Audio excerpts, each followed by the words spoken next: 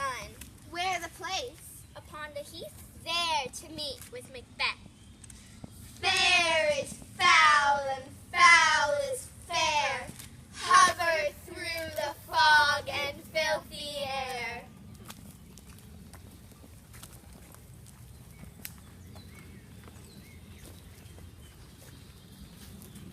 Welcome, my friends, to medieval Scotland, to the court of King Duncan. War has been raging across the heath as Scottish thanes fight and turn back invaders from Ireland and Norway. Here in Duncan's court, word has just arrived that the battle is won. Messengers say that the mighty Macbeth fought valiantly to defend the Scottish king. No foe can stand against him.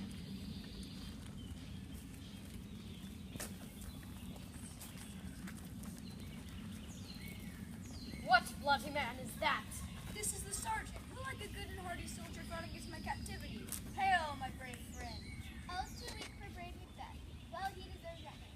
He faced the villain like captor, never shook hands for a brave farewell to him, till he unseamed himself in the nave to the cat, and fixed his head upon our back. O valiant cousin, worthy gentleman, so well thy words become thee as thy wounds. They smack of honor, both. Go get him, sergeants!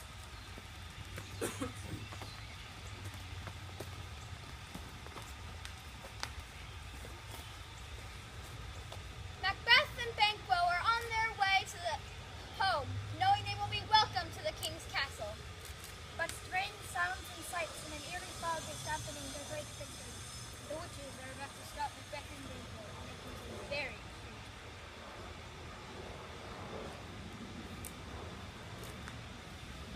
So foul and fair a day I have not seen. Fowler still as the day goes on, Macbeth. What are these so withered and so wild in their attire that look not like inhabitants of the earth and yet are on it? All hail Macbeth, Thane of Glamis. All hail Macbeth, Thane of Cador. All hail Macbeth, who shall one day be king. Why fear what sounds so fair? If you can look into the seeds of time and say which grain will grow and which will not, and speak to me of what my life shall be. Hail, lesser than Macbeth, and greater, not so happy, yet much happy. Thou shalt be the father of kings, though thou be mine. So all hail Macbeth and Banquo. Your children shall be kings, You shall be king. and the Thane of Cador too. Went it not so? Hail, Thane of Cador! Why do you address me in borrowed words? The Thane of Cador lives. Not for long, he has betrayed the king and is condemned to die. His land and title come from Duncan's hand to thee in gratitude for great deeds in battle. Be not too eager. Remember the powers of darkness may use a bit of truth to lure a man to doom. Come what may, time and the hour run through the roughest day. Let us toward the king.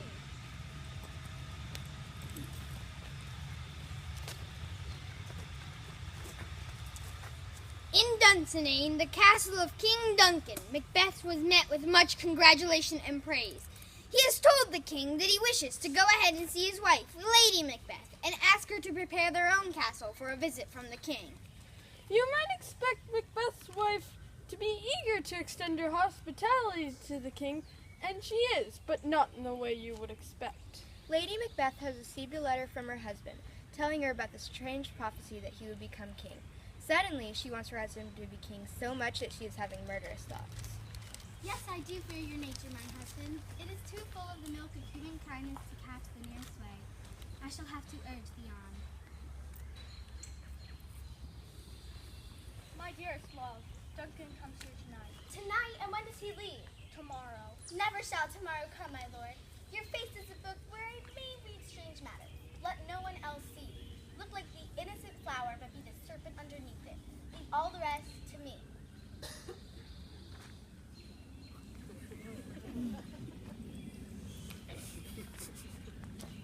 Fair and noble person, we are your guests tonight. Give me your hand, conduct me through my court.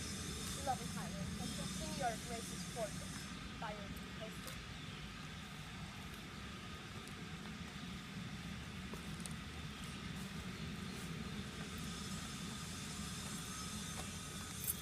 The idea of killing his king king so he can become king himself is obsessing Macbeth. He is afraid to do it knowing the king is a good king and also his guest and kinsman. Macbeth tells his wife to bar the door against Duncan's murderer, not bear the knife themselves. But she tells him not to be a coward. She says that tonight after Duncan is asleep, she will bring a potion to his gods that will make him happy. And after she and Macbeth have killed Duncan, the gods will blame for his murder.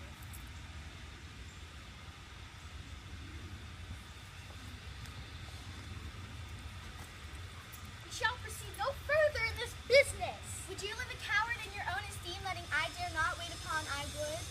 I pray thee peace. I dare do all that may become a man, no more. What made you bring this idea to me? Then you were a man. And if we should fail? Fail? Are you afraid to claim your greatness?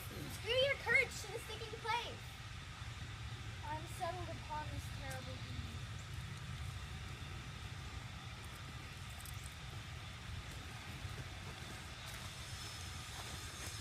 The celebration and feasting are over. Macbeth's friend Banquo is unsettled and suspicious. He cannot put his finger on what's bothering him and why he feels so agitated. Who's there? A friend. What, sir? Not yet at rest? The king's abed. I dreamt last night of the three weird sisters. To you they have showed some truth. Macbeth is feeling suspicious of Banquo. He and Banquo bid each other an easy good night. Macbeth gets ready to deliver a very famous speech. Is this a dagger I see before me? The handle toward my cannon? Come, let me clutch thee. I have thee not, and yet I see thee still. I go and it is done. The bell invites me. Sleep no more! Macbeth doth murder sleep! Macbeth is very upset after he does his terrible act.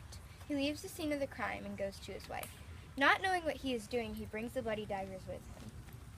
Why did you bring these with you? Get some water, wash this filthy witness from your hands. I'll go no more. I'm afraid to think of what I have done. Infirm of purpose, give me the daggers. What is that knocking? Why is it that every noise appalls me? Ha! Whose hands are these? This hand will turn the green seas red. My hands are of your color, but I shame to wear a heart so white. I hear a knocking at the south entry. Let us go to our chamber. A little water clears us of this deed. How easy it is then. To know my deed, it would be best not to know myself. I wish we could wake Duncan with thy knocking.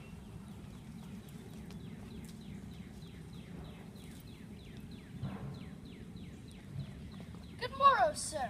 The king did command me to call timely on him, and I have almost slipped thee out. I'll bring you to him. Here's the door. The night has been unrelieved. Chimneys were blown down, and screams of death seemed to fill the air. Was it rough? Oh, horror, horror, horror! Confusion hath made his masterpiece, treason and murder! What is amiss? Your royal father is murdered! By whom? It seems the very men who were pledged to guard him. Those of its chambers seem to have done it. Their hands and faces were badged in blood. Oh, I do repent me of my fury, that I did kill them. Who could be loyal to the king and neutral in a moment? Oh, help me, Hank. Look to the lady!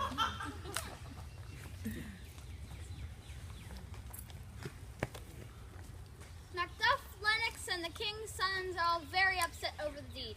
Macbeth confesses that he killed the guards because he was so upset over the murder and thought they had committed it. Macduff is suspicious of him, but says nothing. Meanwhile, the king's son decides that he will be suspected in murder and is afraid for his own life, so he decides to. In this place, there are daggers and men's smiles. I'll go to England!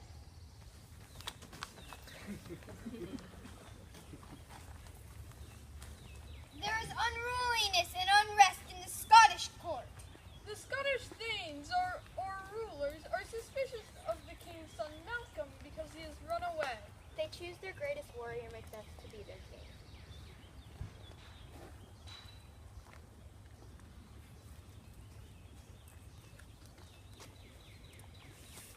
Macduff left before the coronation because he was suspicious of the new king, Macbeth. Macbeth does not rest easily in his new castle. He knows one man has reason to suspect him of murder. His old friend Banquo, who has witnessed the weird sisters and their prophecy that he would become king. Macbeth cannot forget their words foretelling that Banquo, not he, will be the father of peace. For Banquo's children I have sold my soul. For them I've murdered the gracious King Duncan. Tonight we will hold a solemn supper service, and I will request your presence. Let your highest command be upon me. Fail not our feast. My lord, I will not. Our fears in Banquo's state, and in his royalty of nature reigns that which would be feared. Both of you know that Banquo was your enemy? True, my lord. We shall, my lord, perform what you command us. I'll call upon you straight. Abide within. It is concluded, Banquo, thy soul's flight. If it find heaven, must it find it out tonight.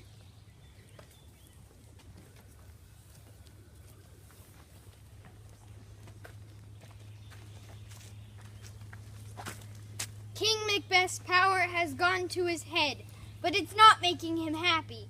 He's going crazy with suspicion and fear. Why else would he be willing to kill his closest friend? Macbeth has the murderers follow Banquo and his son when they go riding through the countryside in the afternoon before the evening's banquet. The murderers do their grisly deed on Banquo, but there is one problem. Banquo's son, Flans, escapes. Macbeth is glad to hear that Banquo is dead, but he hears that Fleance escapes the murders. Now he has to live in fear. At the banquet, Macbeth cannot have a good time, and when a surprise guest shows up, he is the only one who can see him. It is the ghost of Banquo!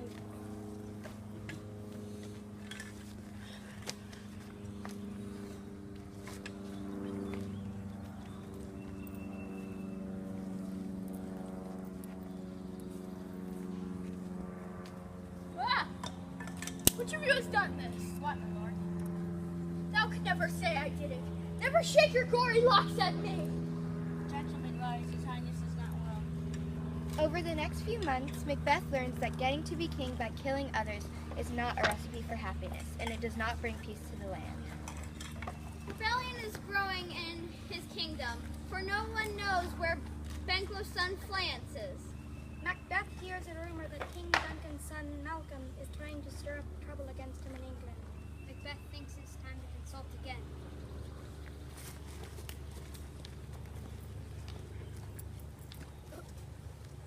Thrice the brindled cat hath mewed, thrice once as the hedged pig whines.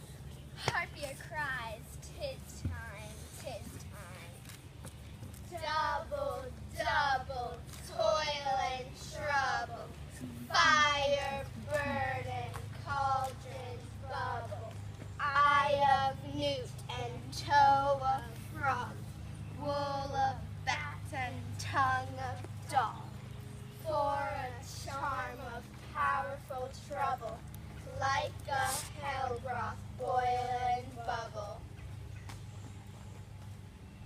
How now, ye secret midnight hags? What is it that you do? A deed without a name.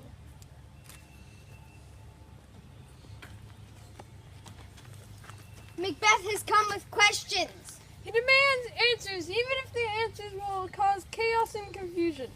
The witch sisters tell him to beware Thane of Fife. The Thane of Fife is Macduff. Macbeth, Macbeth, Macbeth. Beware the Thane of Fife. Macbeth shall never vanquish be. Hill great Burnham, woods high, Dunsinane Hill shall come against him.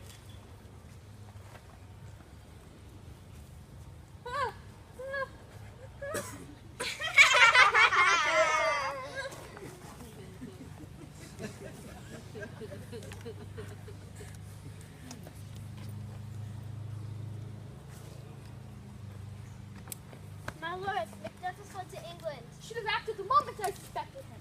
Go to Fife, enter Macduff's castle, put the traitor's wife and babes to the sword. In his confusion, rage, and fear, Macbeth keeps on making terrible mistakes. If he ever was a good man, he has completely lost his character by now. Hearing that he was supposed to fear the Thane of Fife, he reacts crazily. He orders that Macduff's wife and children be put to death. When Macduff's family tragedy reaches him, Macbeth is in England trying to convince King Duncan's son Malcolm to come home to Scotland and reclaim his father's throne. My wife? Oh, my pretty ones! Did you say all? Oh, now bring me front to front with this fiend of Scotland. Proceed what cheer you may. Let us make medicines for great revenge to cure this deadly grief.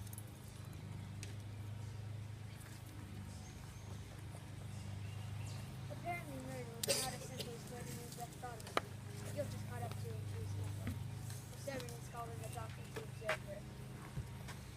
Who'd have thought the old man to have so much blood in him? What will these hands never be clean?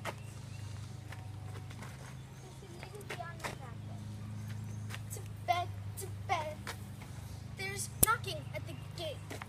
Come, come, come, come. Give me your hand. What's done cannot be undone. To bed, to bed, to bed.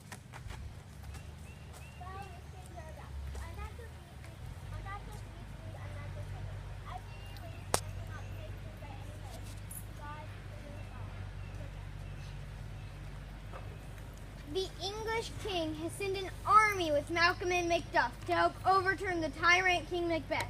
The soldiers are now gathering in the forest outside Macbeth's castle. Macbeth's spies had told him that soldiers were coming, but he was not worried. After all, he understood the witch sister's prophecy to say that he would never be vanquished until Birnam Woods came to Dunsinane. He knew or thought he knew that the forest could not move on its own.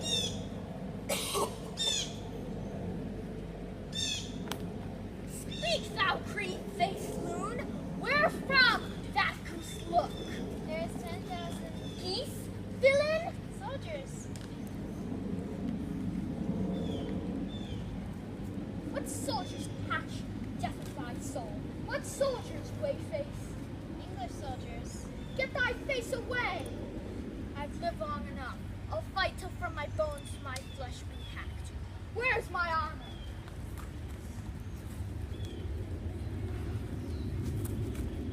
Hold the branch before you, lest we will approach Dunsinane without Macbeth knowing of our true numbers. My lord, the queen is dead. Tomorrow, and tomorrow, and tomorrow. Creeps in this petty pace from day to day to the last syllable of recorded time. And all our yesterdays have lighted fools the way to dusty death. Out, brief candle, life's but a walking shadow, a poor player that struts and frets his hour on the stage and then is heard no more. It is a tale told by an idiot, full of sound and fury, signifying nothing. What's it begun to move? Liar and slave! Turn, you hound, turn! Let on, Macduff!